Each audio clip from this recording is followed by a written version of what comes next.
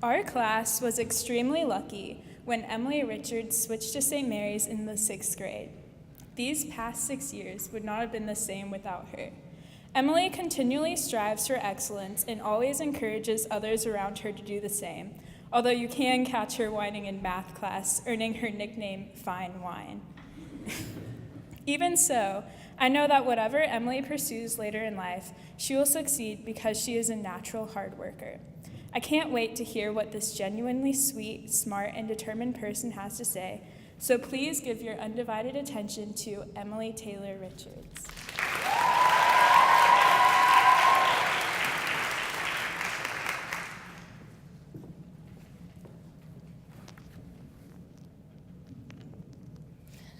I have always been a weird crier.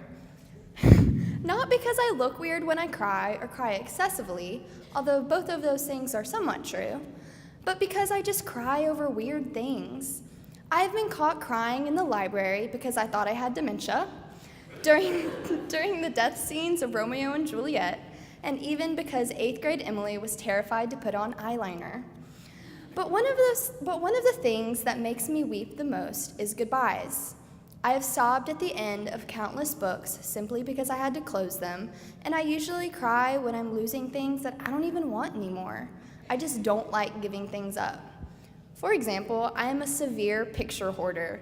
Last time I checked, I have 9,527 pictures on my phone, not including Snapchat memories.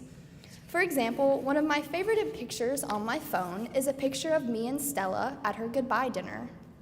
Despite my red eyes, when I look at that picture, I don't just think of her leaving, but of us translating Karl Marx or belting Rudolph the Red-Nosed Reindeer in Latin together, or the time I bought her crackers for her birthday in 6th grade and being locker buddies ever since I came to St. Mary's. And I never want to forget any of that, and therefore I don't want to delete that picture that makes me think of those memories.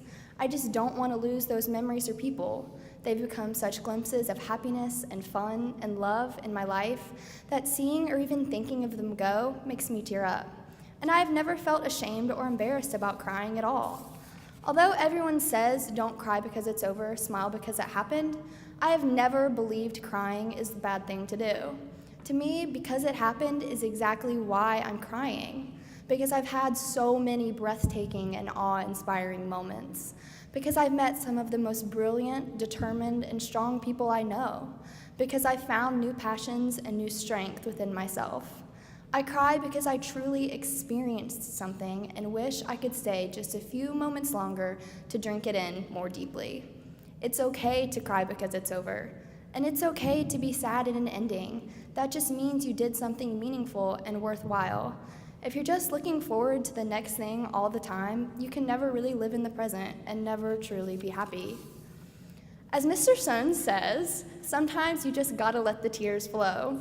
And I think that might be the most important thing that he will ever teach me. No, I'm not saying if you're not a crying person to feel guilty about not crying, because I know for some people the tears just don't flow. But for those who do, let them. Never be ashamed for feeling deeply. What's the point of life if you don't?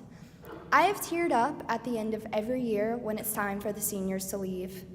But as I have somehow made it around the horseshoe back up to the front, the little sting in my eyes and stiffness in my throat come whenever any of my wonderful classmates address our class. But of course, I want to say something to 57 of my best friends. So, to my class of 2019, although we still have a ways to go until we part, we will part.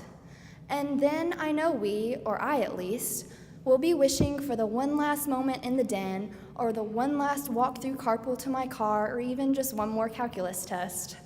So savor every moment now. Laugh hard and cry hard. Feel deeply and be passionate. And don't be afraid to cry because it's almost over. During these years here, I have met some of the most beautiful and gifted and kind young women I will ever know, and I have made memories that I can think of and smile about for the rest of my life. And you, class of 2019, will make this goodbye so hard. And I can guarantee that at least for me, the tears will flow, but I know that I would not have it any other way. Thank you.